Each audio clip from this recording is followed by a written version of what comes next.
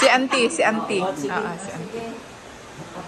Nanalangin tayo, nagpasalamat tayo sa Panginoon Diyos sa kaarawan ni Madam Fred.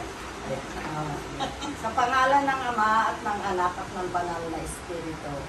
Dakilang Diyos sa manami na makapangyarihan sa lahat. Kami po ay sama-sama sa tahanang ito. Salamat o Diyos sa kaarawan ni Madam Fred na sumakit ng kanyang 81 years.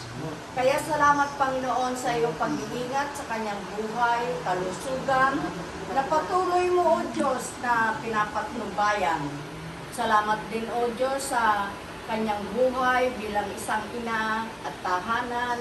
At alam ko din Panginoon na nauna na din si Samuel o Diyos.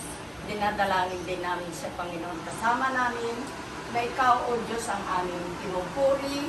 Pinapasalamatan dahil sa iyong kabutihan na ikaw ang Diyos na makapangyarihan sa lahat na nag-iingat sa aming mga buhay. Kinikilala namin o Panginoon ang iyong kabutihan. Salamat din o Diyos sa kanilang mahal na magulang, si Palae, Panginoon, na ikaw o Diyos ang siyang nagpapatuloy na gumagabay, nagbibigay sa kanya ng kalakasan. At ganun din naman ang Panginoon ang kanyang mga anak na kasama ngayon, mga apo.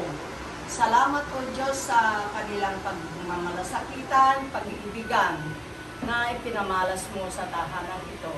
Salamat o Diyos sa mga panahon namin at kami o Diyos ay sama-sama nagpapasalamat, nagpupuri sa iyong kabutihan na ikaw ang Diyos na makapangyarihan sa lahat.